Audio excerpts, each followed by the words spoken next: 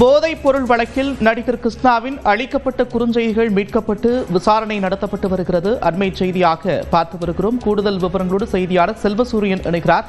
செல்வசூரியன், விவரங்கள்.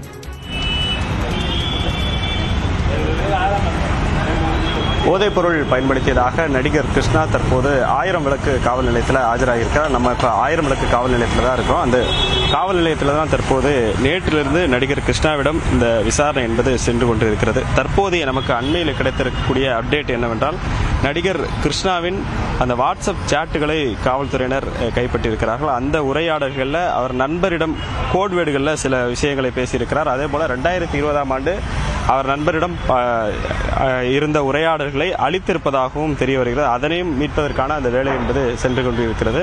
இந்த உரையாடல்களின் அடிப்படையில் அவர் நண்பர் ஒரு சிலரிடம் காவல்துறையினர் தொலைபேசி வாயிலாக அழைத்து அவர்களிடமும் விசாரணை என்பது மேற்கொள்ளப்பட்டிருக்கிறது. இந்த விசாரணை என்பது கிட்டத்தட்ட நேற்றிலிருந்து தற்போது வரை கிட்டத்தட்ட ஒரு 22 மணி நேரமாக இந்த விசாரணை என்பது சென்று கொண்டிருக்கிறது.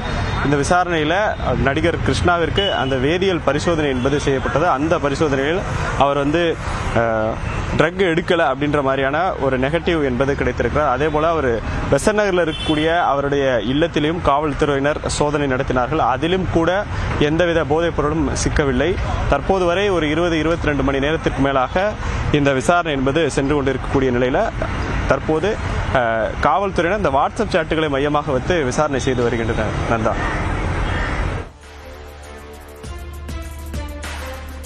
நன்றி செல்வசூரியன், விரிவான விவரங்களுக்கு.